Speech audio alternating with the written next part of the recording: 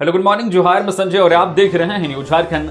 समय हो चला है झारखंड की खबरों को जानने का, उनसे अपडेट होने का। उससे पहले अगर आप न्यूज झारखंड चैनल पर नए हैं या अब तक चैनल को सब्सक्राइब नहीं किए हैं तो प्लीज चैनल को सब्सक्राइब करके बेल आइकन प्रेस कर दीजिए, जिससे अब तक झारखंड की हर एक छोटी बड़ी खबर का अपडेट आप तक पहुंचता रहे। चलिए शुरुआत करते हैं आज की पहली और महत्वपूर्ण बड़ी खबर से। चतरा हजारीबाग सीमा पर मुठभेड़ में 4 नक्सली ढेर, 15 लाख के इनामी सहदेव महातो संग पत्नी भी मारी गई, 2 AK-47 राइफल बरामद। झारखंड के चतरा और हजारीबाग जिले की सीमा पर शुक्रवार को सुरक्षा बलों और प्रतिबंधित भाकपा माओवादी संगठन के नक्सलियों के बीच भीषण मुठभेड़ हुई। इस मुठभेड़ में 4 नक्सली मारे गए, जिनमें 15 लाख रुपए का इनामी सब जोनल कमांडर सहदेव महातो, उसकी पत्नी नताशा, रंजीत गंजू और बुधन करमाली शामिल हैं।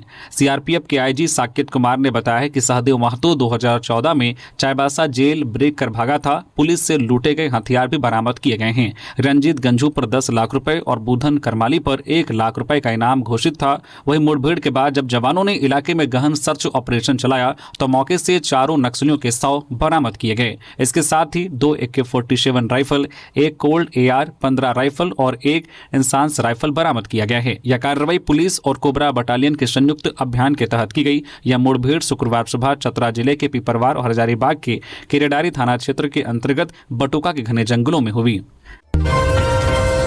8वीं के बाद जैक ने 9वीं का भी जारी किया रिजल्ट।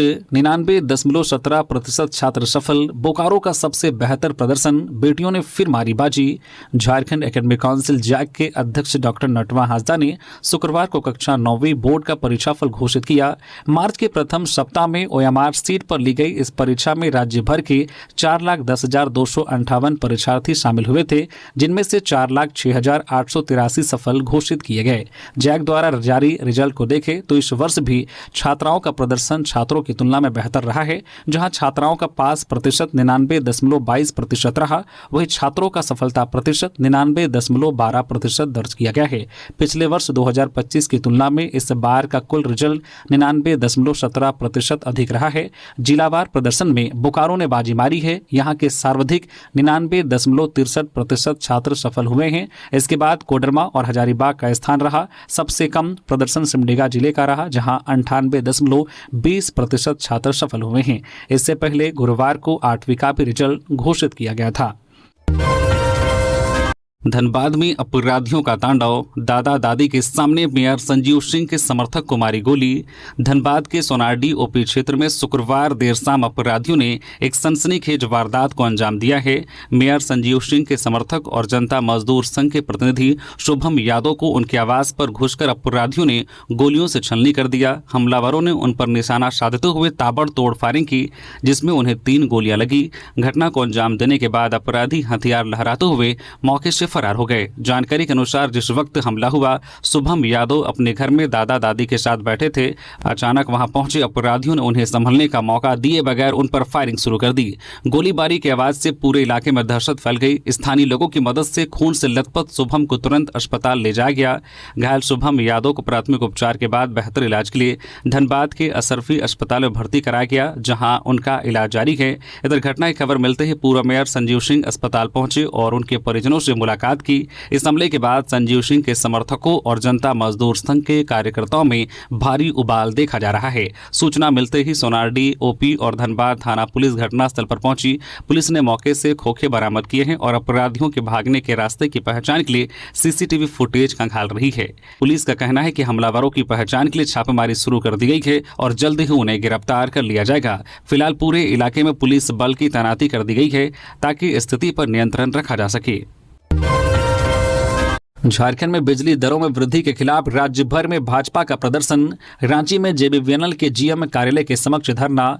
राज्य में बिजली की दरों में हुई वृद्धि के खिलाफ शुक्रवार को भाजपा कार्यकर्ता सड़क पर उतरे और सरकार के खिलाफ जमकर नारेबाजी की। प्रदेश भाजपा के आह्वान पर आयोजित राज्य स्तरीय आंदोलन के तहत जिला मुख्यालय स्थित JBVNL कार्यालय के समक्ष धरना दिया गया।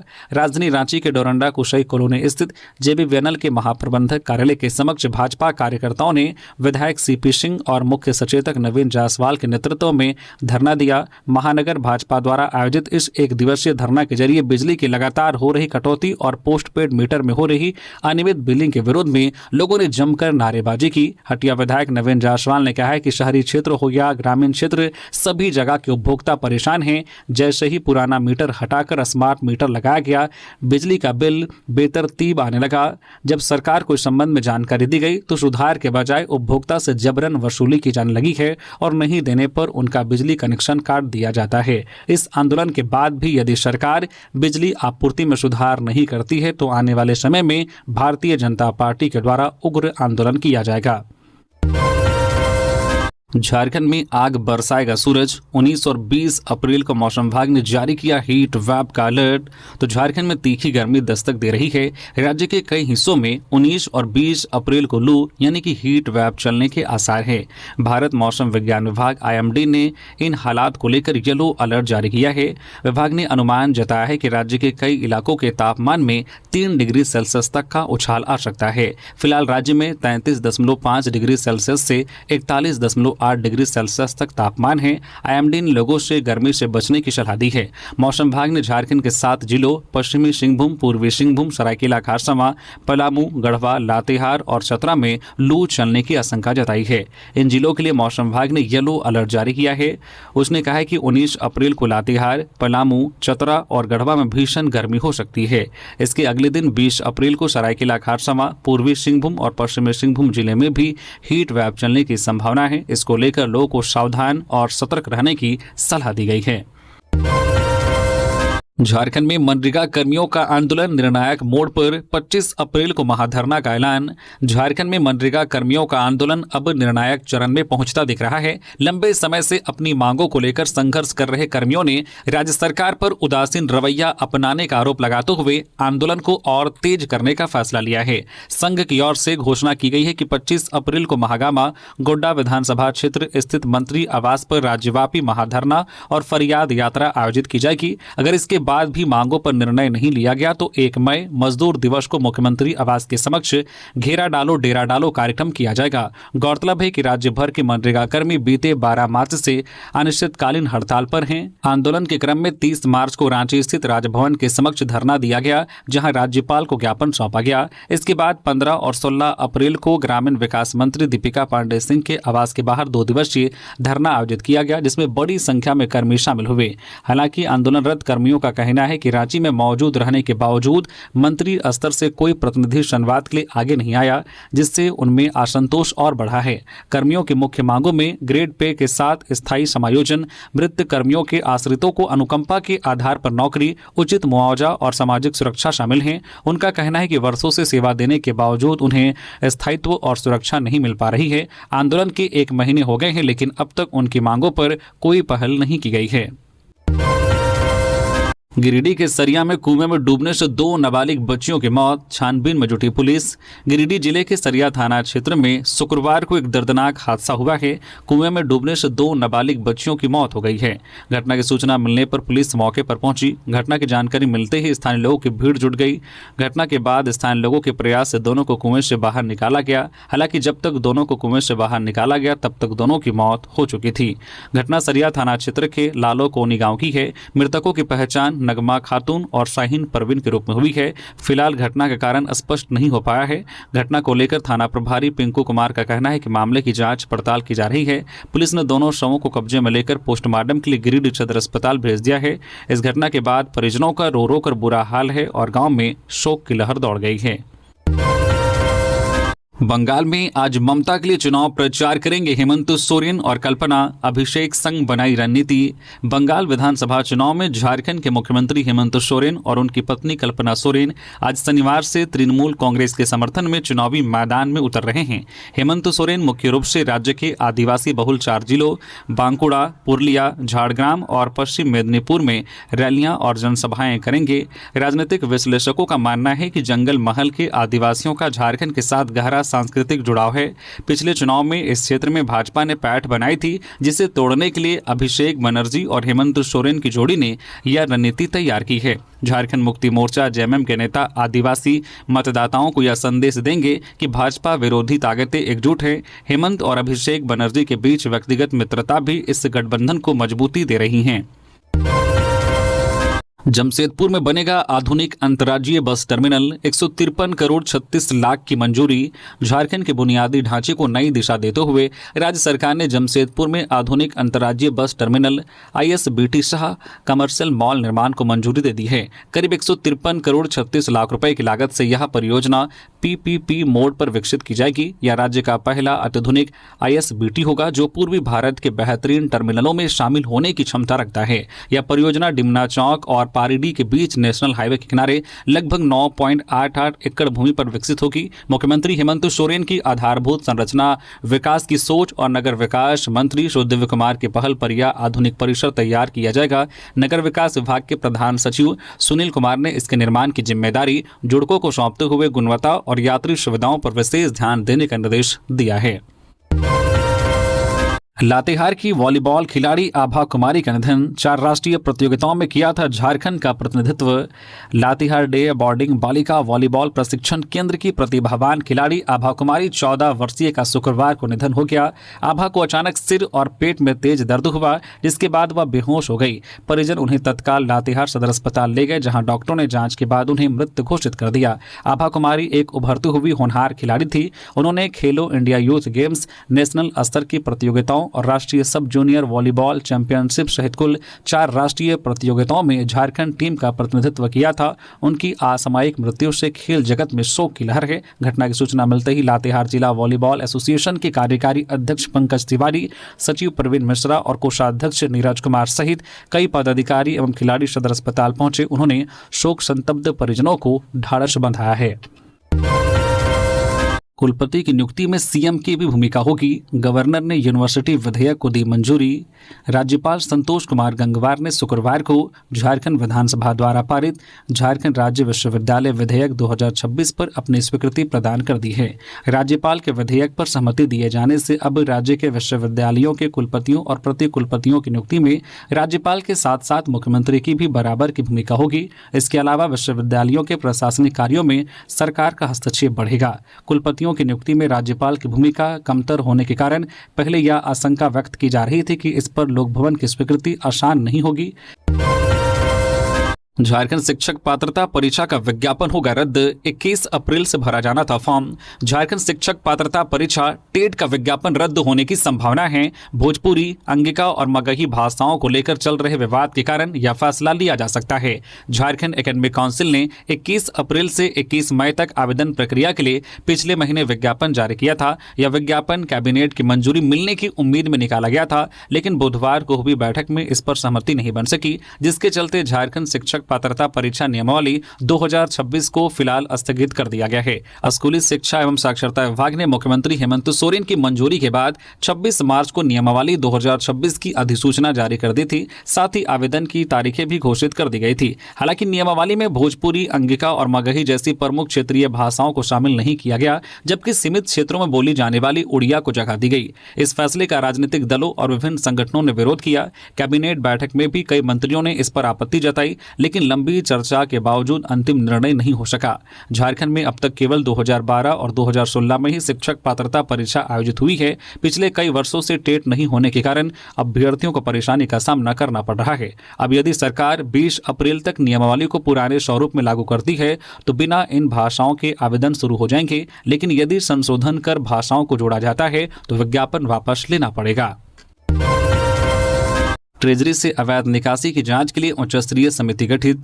वित्त विभाग ने ट्रेजरी से अवैध निकासी की गहन जांच के लिए उच्च स्तरीय समिति का गठन किया है। उत्पाद विभाग के प्रधान सचिव अमिताभ कौशल को जांच समिति का अध्यक्ष बनाया गया है। समिति में महालेखाकार के नामित प्रतिनिधि सहित 8 अधिकारियों को सदस्य के रूप में शामिल किया गया है। वित्त विभाग ने इससे संबंधित आदेश जारी कर दिया है। विभाग द्वारा जारी आदेश में कहा गया है कि प्रधान महालेखाकार द्वारा दी गई सूचना के आलोक में पुलिस अधीक्षक कार्यालय बोकारो और हजारीबाग जिले में संबंधित ट्रेजरी से जांच के दौरान वेतन एवं अन्य मद में बड़े पैमाने पर निकासी का मामला प्रकाश में आया है। संबंधित जिले के उपायुक्तों द्वारा प्रारंभिक जांच में इसकी पुष्टि भी की गई है। संलिप्त कर्मचारियों के खिलाफ प्राथमिकी दर्ज कराई गई है। अतः इस सरकार द्वारा इस मामले में गहन जांच की जरूरत महसूस की गई है। इसके लिए एक उच्च स्तरीय समिति का गठन किया गया है। भाजपा ने 24 जिलों में बिजली कार्यालयों का किया घेराव। धनबाद में जीएम को सौंपा ज्ञापन। स्मार्ट मीटर का विरोध। झारखंड में शुक्रवार को भाजपा ने बिजली, स्मार्ट मीटर, बढ़े हुए बिजली बिल और लगातार बिजली कटौती के विरोध में प्रदर्शन किया। धनबाद में भाजपा कार्यकर्ता पॉलिटेक्निक मोड़ से जुलूस निकालकर मिश्रित भवन स्थित बिजली कार्यालय पहुंचे और घेराव कर विरोध जताया। इस कार्यक्रम का नेतृत्व धनबाद विधायक राज सिन्हा ने किया। इसमें बड़ी संख्या में महिला और पुरुष कार्यकर्ता शामिल हुए। प्रदर्शनकारियों के हाथों में बैनर और तख्तियां थी जिन पर बढ़ी हुई बिजली दर वापस लो और बिजली दर कम करो जैसे नारे लिखे थे। घेराव के बाद भाजपा के एक प्रतिनिधिमंडल ने बिजली विभाग के महाप्रबंधक अशोक कुमार सिन्हा से मुलाकात की। उन्हें ज्ञापन सौंपा जिसमें स्मार्ट मीटर से जुड़ी परेशानियों, अनियमित बिजली आपूर्ति और बढ़े हुए बिजली बिलों की समस्या का उल्लेख किया गया था।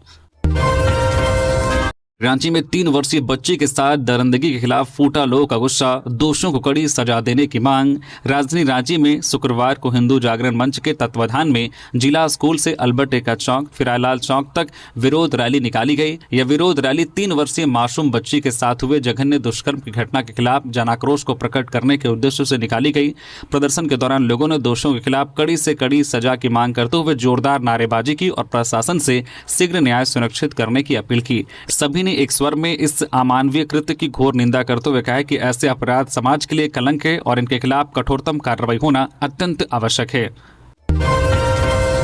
धनबाद मेयर संजीव सिंह ने लॉन्च किया क्यूआर कोड। अब घर बैठे दर्ज होगी शिकायत। धनबाद शहरवासियों की समस्याओं के त्वरित और पारदर्शी समाधान के लिए धनबाद नगर निगम ने एक नई डिजिटल पहल की शुरुआत की है। मेयर संजीव सिंह के निर्देश पर नगर निगम ने क्यूआर कोड आधारित शिकायत प्रणाली लागू की है, जिससे अब नागरिक घर बैठे ही अपनी शिकायत दर्ज करा सकेंगे। इस नई व्यवस्था के तहत जलापूर्ति, सफाई व्यवस्था, सड़क, नाली, स्ट्रीट लाइट सहित नगर निगम से जुड़ी सभी समस्याओं के लिए अलग अलग क्यूआर कोड जारी किए गए हैं। नागरिकों को केवल संबंधित क्यूआर कोड को अपने मोबाइल से स्कैन करना होगा, जिसके बाद वे सीधे अपनी शिकायत ऑनलाइन दर्ज करा सकेंगे। मेयर के अनुसार यह शिकायतें संबंधित विभाग तक तुरंत पहुंचेंगी, जिससे उनके समाधान की प्रक्रिया पहले की तुलना में अधिक तेज और प्रभावी हो जाएगी। साथ ही इस प्रणाली के माध्यम से शिकायतों की मॉनिटरिंग भी आसान होगी, जिससे लापरवाही की गुंजाइश कम हो जाएगी। धनबाद स्टेशन पर मजिस्ट्रेट चेकिंग से मचा हड़कंप। 69 बेटिकट यात्री पकड़ाए, 20,000 जुर्माने की वसूली। रेलवे द्वारा टिकट जांच को लेकर सख्ती लगातार बढ़ाई जा रही है। इसी कड़ी में धनबाद मंडल में शुक्रवार को एक विशेष मजिस्ट्रेट चेकिंग अभियान चलाया गया, जिसमें बड़ी संख्या में बेटिकट यात्रियों पर कार्रवाई की गई। धनबाद रेलवे स्टेशन पर मजिस्ट्रेट की मौजूदगी में चलाए गए इस सघन अभियान के दौरान कुल 69 यात्रियों को पकड़ा गया। इनमें बिना टिकट यात्रा करने वाले, बिना उचित प्राधिकरण के सफर कर रहे यात्री तथा बिना बुक कराए गए सामान के साथ यात्रा करने वाले लोग शामिल थे। रेलवे अधिकारियों के अनुसार पकड़े गए यात्रियों से कुल 20,625 रुपए का जुर्माना वसूला गया। साथ ही सभी को सख्त चेतावनी दी गई है कि भविष्य में बिना वैध टिकट यात्रा करने पर और कड़ी कार्रवाई की जाएगी। देवघर में बाबा धाम मंदिर में श्रद्धालुओं को सुगम जलार्पण कराना प्राथमिकता। उपायुक्त जिले के उपायुक्त नमन प्रियेश लकड़ा की अध्यक्षता में बैद्यनाथ धाम में हर साल होने वाले श्रावणी मेले की तैयारियां शुरू कर दी गई है। उपायुक्त ने बाबा धाम मंदिर की व्यवस्थाओं और श्रद्धालुओं की सुविधा को लेकर समाहरणालय में बैठक की, जिसमें पुलिस अधीक्षक सौरभ व बाबा धाम मंदिर प्रभारी SDM रवि कुमार शामिल हुए। बैठक के दौरान उपायुक्त ने बाबा मंदिर आने वाले श्रद्धालुओं की सुविधा, सुगम जलार्पण, क्राउड मैनेजमेंट, शीघ्र दर्शन व्यवस्था, VIP पूजा सहित विभिन्न बिंदुओं पर चर्चा की। बैठक में पंडा धर्मरक्षणी सभा के सदस्यों ने अपने अपने सुझाव उपायुक्त के समक्ष रखे, जिस पर उपायुक्त ने संज्ञान लेते हुए व्यवस्थाओं को और बेहतर करने की दिशा में संबंधित अधिकारियों को आवश्यक दिशा निर्देश दिए। इसके अलावा बैठक में नए फुट ओवर ब्रिज निर्माण, जो ब्लॉक रूम से जुड़े विभिन्न बिंदुओं पर चर्चा की गई। साथ ही बढ़ती गर्मी को देखते हुए श्रद्धालुओं की सुविधा के साथ प्रांगण में जल का छिड़काव, पेयजल सुविधा और स्वास्थ्य व्यवस्था को दुरुस्त करने का निर्देश संबंधित अधिकारियों को दिया। झारखंड में लगभग 2 लाख कर्मचारियों का वेतन भुगतान रुका। राज्य के करीब 2 लाख सरकारी कर्मियों को मार्च महीने का वेतन अब तक नहीं मिल सका है। भुगतान में देरी से कर्मचारियों में नाराजगी बढ़ती जा रही है और रोजमर्रा के खर्चों के साथ साथ ईएमआई, फीस और घरेलू जरूरतों को पूरा करना मुश्किल हो रहा है। सूत्रों के मुताबिक झारखंड के अलग अलग जिलों से ट्रेजरी गड़बड़ी के मामले सामने आने के बाद वित्त लेन देन की प्रक्रिया पर सख्ती बढ़ा दी गई है। दस्तावेजों और खातों की जांच के कारण भुगतान प्रणाली धीमी हो गई है। इसके अलावा कई विभागों के वरिष्ठ अधिकारी असम समेत कुछ राज्यों के विधानसभा चुनाव में ड्यूटी पर हैं, जिससे वेतन से जुड़ी फाइलों के निस्तारण में देरी हो रही है। स्थिति का असर निचले स्तर के कर्मचारियों पर ज्यादा पड़ रहा है। कई कर्मियों का कहना है कि वेतन समय पर नहीं मिलने से उधार लेने की नौबत आ रही है। कर्मचारी महासंघ ने भी सरकार से जल्द वेतन भुगतान की मांग की है। विभागीय अधिकारियों का कहना है कि प्रक्रिया को तेजी से पूरा करने का प्रयास किया जा रहा है। जांच पूरी होते ही वेतन जारी कर दिया जाएगा। उम्मीद है कि माह के अंत तक कर्मचारियों के खातों में राशि पहुंच सकती है। गढ़वा में पुलिस पर पथराव मामले में 84 नामजद, 400 अज्ञात पर भी केस, 14 भेजे गए जेल। गढ़वा शहर थाना क्षेत्र के महुलिया गांव में पुलिस पर हुए पथराव मामले में 84 लोगों को नामजद आरोपी बनाया गया है। वहीं करीब 400 अज्ञात लोगों के खिलाफ भी प्राथमिकी दर्ज की गई है। बता दें, गढ़वा जिले के महुलिया मोड़ पर गुरुवार शाम पुलिस पर पथराव की घटना हुई थी, जिसके बाद पुलिस ने सख्त कार्रवाई शुरू कर दी है। इस मामले में 60 लोगों को मौके पर ही नामजद किया गया है, जबकि 24 मोटरसाइकिल वाहन मालिकों को भी आरोपी बनाया गया है। पुलिस ने घटनास्थल से हिरासत में लिए गए 14 आरोपियों को गिरफ्तार कर जेल भेज दिया है। इसके अलावा मौके से 24 मोटरसाइकिलें भी बरामद की गई है, जिनकी जांच की जा रही है। पुलिस अधीक्षक ने बताया कि सभी आरोपियों के खिलाफ कार्रवाई की जा रही है। गिरफ्तार 14 लोगों को तत्काल जेल भेज दिया गया है और अन्य आरोपियों की पहचान कर उनकी गिरफ्तारी के लिए लगातार छापेमारी की जा रही है। गढ़वा में अधूरी सड़कें बनी मुसीबत, धूल से बेहाल शहर, निर्माण में देरी से बढ़ी जनता की परेशानी। गढ़वा शहर में चल रहा सड़क निर्माण कार्य जो लंबे समय से अधूरा पड़ा है। निर्माण कंपनी ने नगर परिषद क्षेत्र में सड़कों को उखाड़ तो दिया है, लेकिन उन्हें दोबारा बनाने में महीनों का समय ले रही है। इस कारण पूरे शहर में धूल का गुब्बारा फैला हुआ है, जिससे आम जनजीवन प्रभावित हो रहा है। सड़क से उड़ रही यह धूल किसी खदान की नहीं बल्कि शहर की है, जो लोगों के लिए गंभीर परेशानी का कारण बन गई है। सुबह से लेकर रात तक धूल के कारण वातावरण प्रदूषित बना रहता है। शहरवासी लगातार सोशल मीडिया के माध्यम से अपनी शिकायतें दर्ज करा रहे हैं, लेकिन अब तक ना तो प्रशासनिक अधिकारियों ने और न ही सड़क निर्माण कंपनी के जिम्मेदार लोगों ने इस पर कोई ठोस कदम उठाया है। इस समस्या को लेकर नगर परिषद के अध्यक्ष ने अपने पार्षदों के साथ डीसी से मुलाकात की है और जल्द समाधान की मांग करते हुए ज्ञापन सौंपा है। ट्रेजरी घोटाले के बाद धनबाद में कड़ा पहरा, अब 3 साल से जमे कलर का होगा तबादला। झारखंड में ट्रेजरी से फर्जी राशि निकासी के मामलों में हुए बड़े खुलासे के बाद जिला प्रशासन अब पूरी तरह से अलर्ट मोड में आ गया है। सरकारी खजाने से होने वाली हर निकासी पर अब कड़ी नजर रखी जा रही है। इसके साथ ही प्रशासन फूंक फूंक कर कदम रखने की रणनीति पर काम कर रही है। इसी कड़ी में धनबाद उपायुक्त आदित्य रंजन की अध्यक्षता में न्यू टाउन हॉल में समीक्षा बैठक आयोजित की गई, जिसमें सभी निकासी और पदाधिकारियों, डीडीओ को वित्त विभाग के नियमों और झारखंड कोषागार संहिता 2016 का सख्ती से पालन करने का निर्देश दिया गया। उपायुक्त ने स्पष्ट किया है कि अब किसी भी तरह की लापरवाही बर्दाश्त नहीं होगी। सभी सरकारी कार्यालयों में जिला स्तरीय टीम द्वारा औचक निरीक्षण किया जाएगा। इस दौरान पिछले वर्षों में किए गए भुगतान प्रक्रिया, सर्विस बुक, कर्मियों की जन्मतिथि और बैंक खातों का मिलान किया जाएगा। गड़बड़ी मिलने पर संबंधित अधिकारी पर कार्रवाई की जाएगी। बैठक में यह भी निर्देश दिया गया है कि जिन कार्यालयों में बिल कलर 3 साल से अधिक समय से कार्यरत हैं, उन्हें तत्काल बदला जाए। रामगढ़ के मां छिन्नमस्तिका मंदिर परिसर के आसपास दूसरे दिन भी जारी रहा अतिक्रमण हटाने का काम, श्रद्धालु हुए परेशान। रामगढ़ के सिद्धपीठ रजरप्पा स्थित मां छिन्नमस्तिका मंदिर परिसर में अतिक्रमण हटाने का अभियान शुक्रवार को दूसरे दिन भी जारी रहा। वहीं दूसरी तरफ अमावस्या के मौके पर सुबह मंगल आरती के बाद से ही भारी संख्या में श्रद्धालुओं की भीड़ पहुंची। जैसे जैसे दिन चढ़ता गया, तेज धूप ने भी श्रद्धालुओं की मुश्किलें और बढ़ा दी। अतिक्रमण हटने के बाद मंदिर परिसर का स्वरूप पूरी तरह से बदल गया है। पहले यहाँ श्रद्धालुओं को आसपास दुकानों और होटलों की सुविधा मिल जाती थी, लेकिन अतिक्रमण हटने के बाद लोगों को पानी और भोजन के लिए परेशानी का सामना करना पड़ रहा है। कई श्रद्धालु इधर उधर भटकते नजर आए। हालांकि मंदिर न्याय समिति की ओर से पानी की व्यवस्था को कुछ हद तक दुरुस्त किया गया। अतिक्रमण हटाने की कार्रवाई के दौरान इलाके की बिजली काट दी गई है, जिससे गर्मी के बीच श्रद्धालुओं और स्थानीय लोगों को भारी परेशानी झेलनी पड़ रही है। इस दौरान मंदिर जाने वाले रास्ते पर मलबा बिखरा है, दुकान के शीशे सड़क पर टूटे पड़े हैं, जिससे श्रद्धालुओं को काफी परेशानी का सामना करना पड़ रहा है। जामताड़ा में ग्रामीणों ने पुलिस को चोर समझकर पीट दिया, 3 युवक घायल। जोरगोडी गांव की घटना। जामताड़ा थाना क्षेत्र अंतर्गत जोरगोडी गांव में शुक्रवार रात करीब 8:30 बजे उस वक्त अफरा तफरी मच गई जब ग्रामीणों ने चोर होने के संदेह में 3 युवकों की जमकर पिटाई कर दी। घटना की संवेदनशीलता को देखते हुए भारी पुलिस बल ने मौके पर पहुंचकर स्थिति को नियंत्रित किया। इस केस में पिटने वाले युवकों के बारे में जो जानकारी सामने आई है वह आपको चौंका देगा। सूत्रों से मिली जानकारी के अनुसार साइबर पुलिस की एक टीम सिविल ड्रेस में साइबर अपराधियों की धरपकड़ के लिए जोरगोडी गांव पहुंची थी। पुलिस टीम ने 3 संदिग्ध साइबर अपराधियों को हिरासत में लिया और उन्हें अपने साथ ले जाने लगी। इसी दौरान ग्रामीणों को गलतफहमी हुई कि ये सभी चोर हैं। देखते ही देखते भीड़ उग्र हो गई और पुलिस और गिरफ्त में मौजूद युवकों के साथ मारपीट शुरू कर दी। घटना की सूचना मिलते ही 4 इंस्पेक्टर और 4 दर्जन से अधिक पुलिस जवान तुरंत गांव पहुंचे। पुलिस ने सूझबूझ का परिचय देते हुए ग्रामीणों के चंगुल से सभी को छुड़ाया और उन्हें जामताड़ा ले आई। घायल युवकों को तत्काल इलाज के लिए जामताड़ा सदर अस्पताल में भर्ती कराया गया है। हालांकि पुलिस आधिकारिक तौर पर अभी इस बात की पुष्टि नहीं कर रही है कि पकड़े गए लोग साइबर अपराधी थे या पुलिस टीम वहां छापेमारी करने गई थी। फिलहाल गांव में तनावपूर्ण स्थिति बनी हुई है और पुलिस मामले की गहन जांच कर रही है। राजनीति में महिलाओं को मिले 50% आरक्षण, वे आधी आबादी हैं, बोली कल्पना मुर्मू सोरेन। झारखंड में गांडे विधायक कल्पना मुर्मू सोरेन ने सवालिया लहजे में कहा कि जनगणना किए बिना परिसीमन और महिला आरक्षण लागू करने की जल्दबाजी केंद्र की मोदी सरकार क्यों दिखा रही है। आंकड़ों के बिना लोकसभा सीटों की संख्या में इजाफा या महिला आरक्षण का निर्धारण कहां तक सही है। उन्होंने कहा कि हम लंबे समय से राजनीति में महिला भागीदारी बढ़ाने की बात करते आए हैं, आज भी पूरी मजबूती से इसके समर्थन में खड़े हैं। लोकसभा या राज्य के विधानसभा महिलाओं को उचित अधिकार मिलना चाहिए, लेकिन इसके लिए जनगणना का इंतजार नहीं करना कहां तक न्याय संगत है। कल्पना मुर्मू सोरेन ने केंद्र सरकार से पूछा है कि क्या देश चलाने के लिए अब आंकड़ों की जरूरत खत्म हो गई है।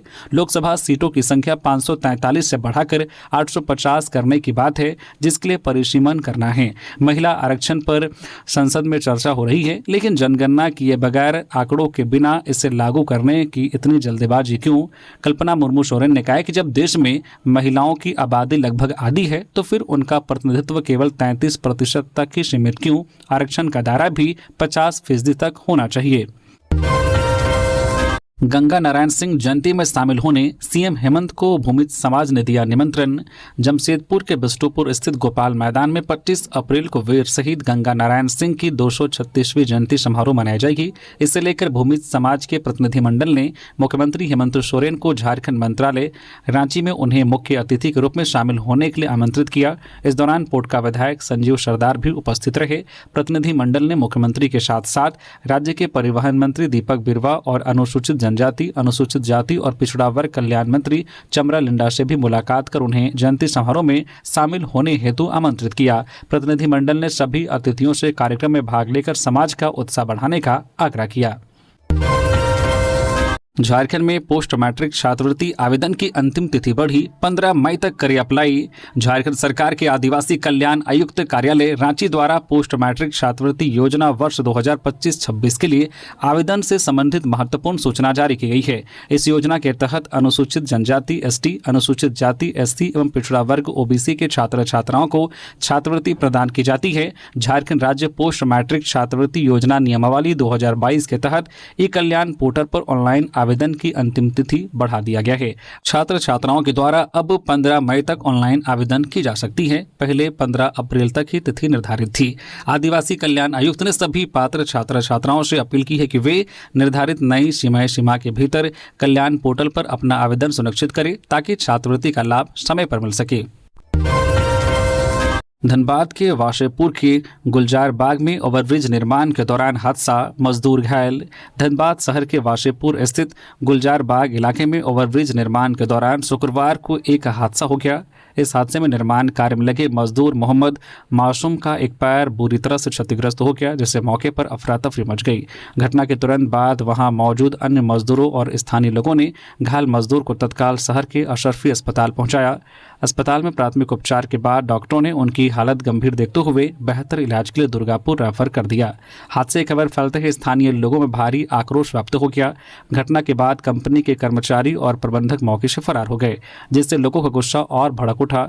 ग्रामीणों का आरोप है कि निर्माण कार्य कर रही कंपनी लगातार सुरक्षा मानकों की अनदेखी कर रही है। ग्रामीणों का कहना है कि घनी आबादी वाले इस क्षेत्र में बिना पर्याप्त सुरक्षा इंतजाम के काम किया जा रहा है, जो कभी भी बड़ी दुर्घटना का कारण बन सकता है।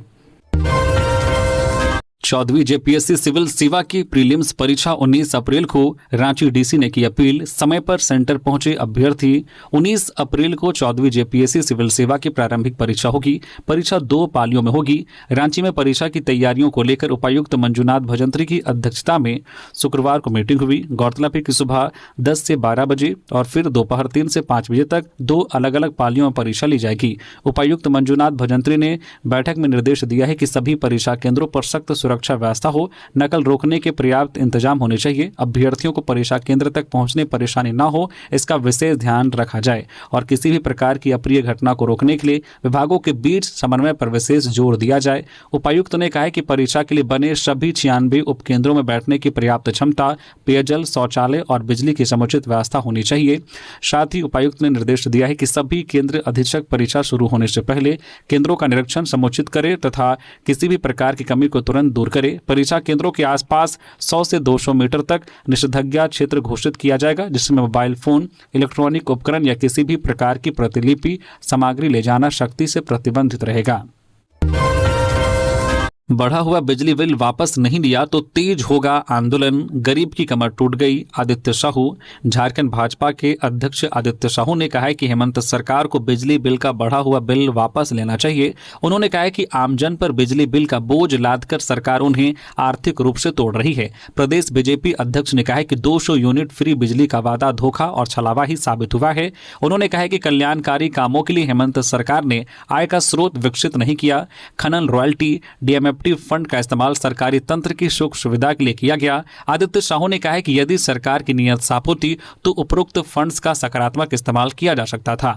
आदित्य साहू ने कहा कि उपभोक्ताओं ने बढ़े हुए बिजली बिल की शिकायत की तो इसके समाधान के लिए उन्होंने विभागीय अधिकारियों से संपर्क किया। उन्होंने कहा कि स्मार्ट मीटर से आम लोग ज्यादा परेशान हैं। उपभोक्ताओं को अचानक पूरे 1 साल का बिल भेज दिया गया है और भुगतान लंबित होने पर कनेक्शन काटा जा रहा है। आदित्य साहू ने इसे अन्याय कहा। उन्होंने कहा कि जनभावना को ध्यान में रखकर सरकार को बढ़ा हुआ बिजली बिल वापस लेना चाहिए और यदि ऐसा नहीं किया गया तो आंदोलन और तेज होगा। स्मार्ट मीटर के विरोध में भाजपा का हल्ला बोल, कहा जनता को लूटने का किया जा रहा काम। झारखंड में व्याप्त बिजली संकट, बढ़ती दरों और स्मार्ट मीटर की कथित अनियमितताओं के विरोध में शुक्रवार को भाजपा झारखंड जिला इकाई ने उग्र प्रदर्शन किया। कार्यकर्ताओं ने कहा कि स्मार्ट मीटर और पोस्टपेड मीटर के नाम पर आम जनता को लूटा जा रहा है। कार्यकर्ताओं ने बिजली विभाग के कार्यपालक अभियंता कार्यालय के समक्ष 1 दिवसीय धरना दिया और राज्य सरकार तथा विभाग के खिलाफ जमकर नारेबाजी की। इस अवसर पर वक्ताओं ने कहा कि स्मार्ट और पोस्टपेड मीटर के नाम पर आम जनता को लूटा जा रहा है। उपभोक्ताओं का बिल उनकी वास्तविक खपत से कहीं अधिक आ रहा है, जिससे जनता में त्राहिमाम की स्थिति है। भाजपा नेताओं ने विभाग की कार्यशैली पर सवाल उठाते हुए पूछा है कि यदि स्मार्ट मीटर इतना ही प्रभावी है तो इन्हें पहले सरकारी दफ्तरों और समाहरणालयों में क्यों नहीं लगाया गया। आम जनता को निशाना बनाने से पहले अधिकारियों को अपने कार्यालयों में इसे लागू करना चाहिए। प्रदर्शनकारियों ने आरोप लगाया है कि एक तरफ अघोषित बिजली कटौती जारी है, वहीं दूसरी ओर बिना बिजली उपयोग के ही मीटर की रीडिंग बढ़ रही है, जो सीधे तौर पर अनियमितता का संकेत है। बोकारो की छात्रा ने पढ़ाई के लिए लगाई सीएम व डीसी से गुहार। बोकारो के सेक्टर 4G में रहने वाली प्रिया कुमारी ने मुख्यमंत्री हेमंत सोरेन और बोकारो डीसी से पढ़ने की गुहार लगाई है। प्रिया ने कहा है कि मेरी आर्थिक स्थिति ठीक नहीं है और मुझे आगे भी पढ़ना है। मेरे पिताजी की सड़क दुर्घटना में कमर टूट गई है, जिसके चलते पब्लिक स्कूल सेक्टर 8वीं की पढ़ाई बंद हो गई। पिताजी की कमर टूटने के कारण वो स्कूल का फीस नहीं दे पाई, जिसके चलते स्कूल के प्रधानाचार्य ने कक्षा 8वीं की परीक्षा देने नहीं दिया। बच्ची ने बताया कि सुबह में स्कूल गए तो स्कूल के प्रिंसिपल ने खरी खोटी सुनाकर वापस घर भेज दिया। मुझे पढ़ाई करना है और मैं इंजीनियर बनना चाहती हूं, लेकिन मेरे घर की आर्थिक स्थिति खराब है, खाने को भी आफत है। इसलिए मैं झारखंड के मुख्यमंत्री हेमंत सोरेन और बोकारो डीसी से हाथ जोड़कर प्रार्थना करती हूं कि मेरी मदद करें। झारखंड सिविल सेवा प्रारंभिक परीक्षा को लेकर सख्ती, इलेक्ट्रॉनिक डिवाइस पर पूर्ण प्रतिबंध। रविवार 19 अप्रैल को आयोजित होने वाली झारखंड संयुक्त आसैनिक सेवा सीधी भर्ती प्रारंभिक प्रतियोगिता परीक्षा 2025 को शांतिपूर्ण, निष्पक्ष और कदाचार मुक्त संपन्न कराने के लिए धनबाद जिला प्रशासन पूरी तरह से मुस्तैद है। इसी कड़ी में उपायुक्त आदित्य रंजन ने शुक्रवार को न्यू टाउन हॉल में दंडाधिकारियों एवं पुलिस पदाधिकारियों के साथ बैठक कर विस्तृत दिशा निर्देश जारी किए। उपायुक्त ने स्पष्ट किया है कि परीक्षा की निष्पक्षता सर्वोच्च प्राथमिकता है। उन्होंने निर्देश दिया है कि सभी परीक्षा केंद्रों के 100 मीटर दायरे में भारतीय नागरिक सुरक्षा संहिता की धारा 163 के तहत निषेधाज्ञा लागू रहेगी, जिससे किसी भी प्रकार की भीड़ या अव्यवस्था को रोका जा सके। परीक्षा केंद्रों पर mobile phone, smart watch, Bluetooth device, calculator, paper chip या किसी भी प्रकार के इलेक्ट्रॉनिक उपकरण ले जाने पर पूर्ण प्रतिबंध रहेगा। धनबाद के केंदुआडीह में भूधसान का खतरा गहराया, निरसा विधायक ने बीसीसीएल पर उठाए सवाल, लोगों को घर रोजगार की चुनौती। धनबाद के केंदुआडीह क्षेत्र में बढ़ते भूधसान और गैस रिसाव और आग की घटनाओं के मद्देनजर निरसा विधायक अरूप चटर्जी ने शुक्रवार को प्रभावित इलाकों का दौरा किया। उन्होंने स्थिति का जायजा लिया और स्थानीय लोगों से मिलकर उनकी समस्याएं सुनी। ग्रामीणों ने विधायक के सामने अपने डर, नुकसान और रोजमर्रा की परेशानियों को साझा किया। विधायक चटर्जी ने इस दौरान बीसीसीएल पर गंभीर आरोप लगाए। उन्होंने कहा कि कंपनी की नीतियां आम लोगों के हित में नहीं है, बल्कि लोगों को उनके घरों से विस्थापित करने का काम किया जा रहा है। उन्होंने स्पष्ट किया है कि क्षेत्र में बढ़ती आग और भूधसान की समस्या के लिए खनन गतिविधियां जिम्मेदार हैं, जिसका खामियाजा स्थानीय लोगों को भुगतना पड़ रहा है। तो ये थी आज की झारखंड की टॉप बड़ी खबरें। इसी तरह से झारखंड की हर एक छोटी बड़ी खबर देखने के लिए आप हमारे न्यूज झारखंड चैनल को सब्सक्राइब करके बेल आइकन प्रेस कर दीजिए, जिससे आप तक झारखंड की हर एक छोटी बड़ी खबर का अपडेट आप तक पहुंचता रहे। तो अभी के लिए बस इतना ही, फिर मिलते हैं किसी और खबरों के साथ। धन्यवाद।